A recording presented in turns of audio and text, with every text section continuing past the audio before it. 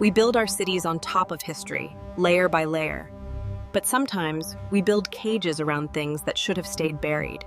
It starts with a feeling, a door you don't remember, a step that wasn't there yesterday, the architecture of paranoia. In 1997, the story began and ended behind these doors. Service Elevator C. The old PGE administration building. A fortress of concrete designed to last 1,000 years. Built in '68. Functional. Cold. It was designed to keep the outside world out and something else in. According to city records, the foundation ends at basement 6. There is nothing below it but bedrock. Maintenance logs, fire maps, evacuation routes. They all agree. The building ends at 6. Until the night of October 14th, when the maps were proven wrong.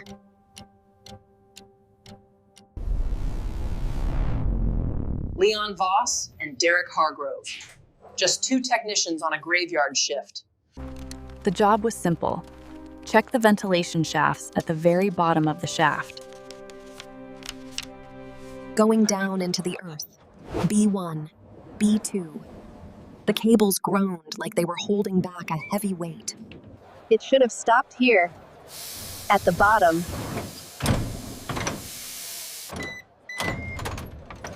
But gravity had other plans. The floor dropped out from under them. -7, a number that wasn't on the panel a moment ago. Years later, the building was condemned. Structural instability, they called it. A polite way of saying rot. The site sat empty. A silent tomb beside the Willamette River. Waiting until the water mains burst in 2022, washing away the mud and the lies. City workers weren't looking for ghosts. They were just trying to fix a pipe. But the earth spits out what it can't digest. A pelican case. Sealed tight. Inside, the legacy of the missing men. 3 tapes. 1 notebook. Project Threshold. A clearance level that didn't appear on any government pay scale. The notes weren't engineering schematics. They were the ramblings of a man watching logic collapse. It watches from the walls. A diagnosis of a building that was alive. And the final entry. A conclusion that no architect could explain. We recovered the video. The magnetic tape was degraded, but the nightmare was intact. Leon Voss was erased from the payroll. Fired for psychological instability. He vanished from a locked ward 2 days later. No one saw him leave. Derek Hargrove simply never clocked out. His car rusted in the company lot. Dead in absentia. Ghosts in a bureaucratic machine.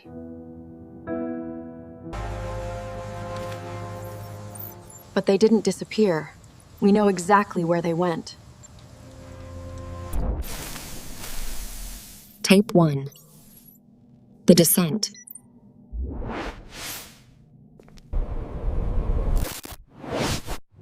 The air in the elevator is already changing. You can see it in the light. 2:17 a.m., the exact moment they left our reality. Listen to the cables. They aren't holding weight anymore. They're vibrating.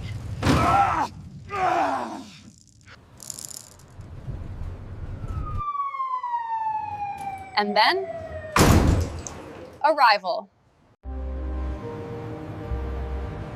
The silence down there wasn't empty. It was waiting. They expected a boiler room. They found a hospital wing. Pristine tiles. Too clean for a basement. Too bright. And there it was. -7. A mistake in the math of the world. The camera sensor started failing immediately. The air was radioactive with something else.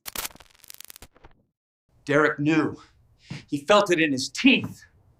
This wasn't right. This isn't right. But curiosity is a trap. Leon kept filming. The hallway stretched past the building's physical footprint. They were walking under the river now. Contingency Vault Theta. A biohazard sign on a door that shouldn't exist.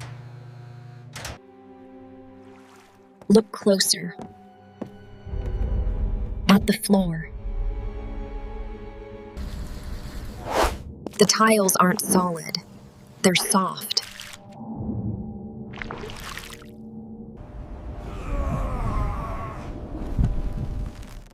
The building has a pulse.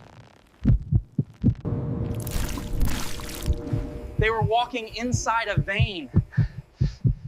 And they didn't even notice. Something was pulling them in, calling to the iron in their blood.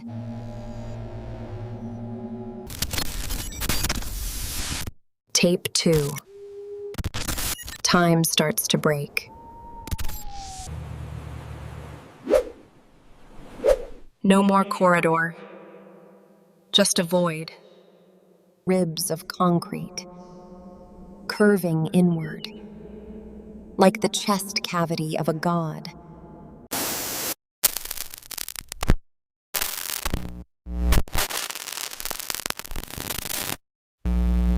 And in the center, the heart of the earth. Not built, grown, copper wire woven into dried sinew. The frequency causes sensory aphasia. They couldn't understand what they were seeing. But Leon understood one thing.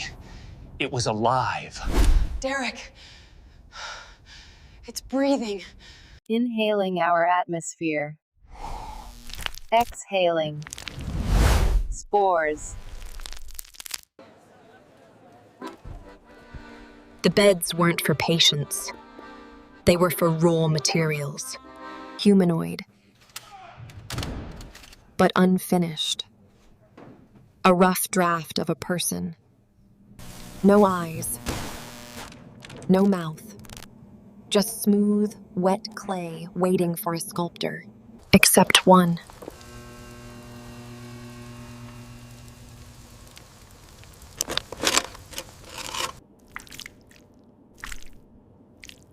Like a god who got bored halfway through creation. Derek heard the call. He stopped listening to Leon. He wanted to touch it. He wanted to be part of the circuit. Contact.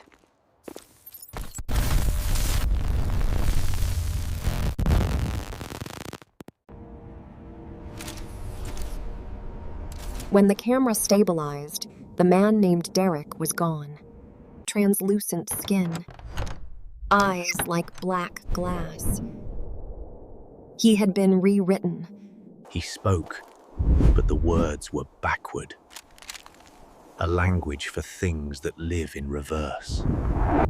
You were never supposed to leave. The walls remember your shape.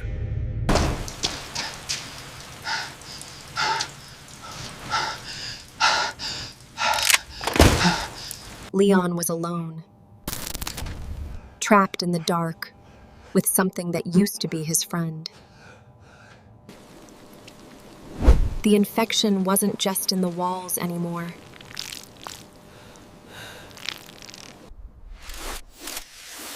He knew the truth. They weren't an accident. They were lunch. The project wasn't stopped. It was fed. And now, he was part of the blueprint. The language of the floor, written in his flesh. Etching itself from the inside out.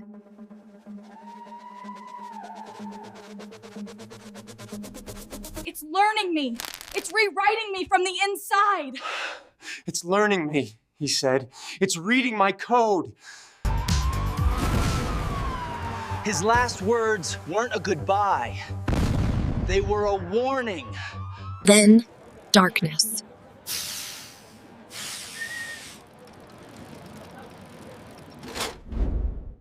We slowed down the final frame. He wasn't alone in that room. Something tall. Something that moved like an insect.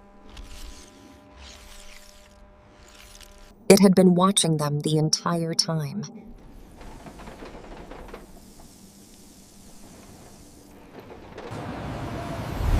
The response was immediate. Silence the witnesses. Bury the site. But radar doesn't lie. There is a hole in the world beneath Portland. 80 meters deep. A perfect cylinder. Geologically impossible. It should be solid basalt. Instead, it's hollow.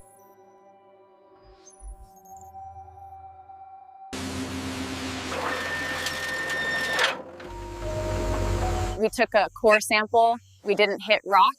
Concrete fused with fingernails and neurons. The building is thinking. Directive 114-A. Classified. The cleanup began. They told the public it was soil erosion. They filled the tunnel with concrete. But the workers heard the voices, whispering from the rubble. Let us remember you. And the infection spread. Like mold in the walls of the city. The people who watched the tapes, that's they started dreaming the same dream.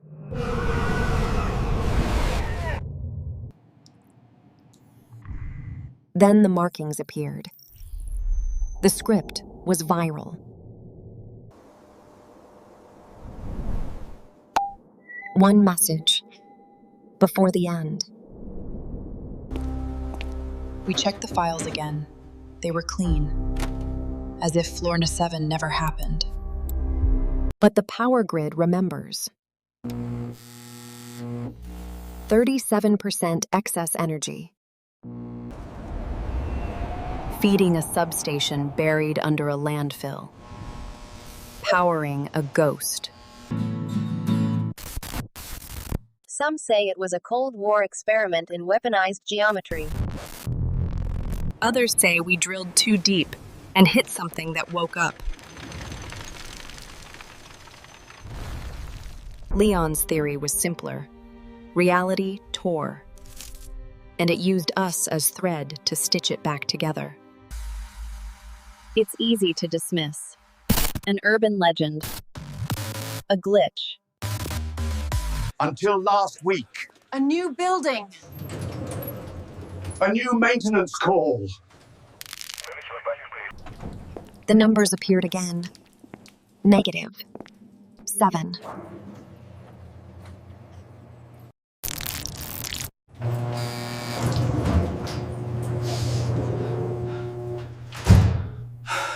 The machine says it never happened. But his eyes say otherwise. 17 minutes of silence. Staring at hands that almost touched the void. Leon's map predicted this. He saw the pattern.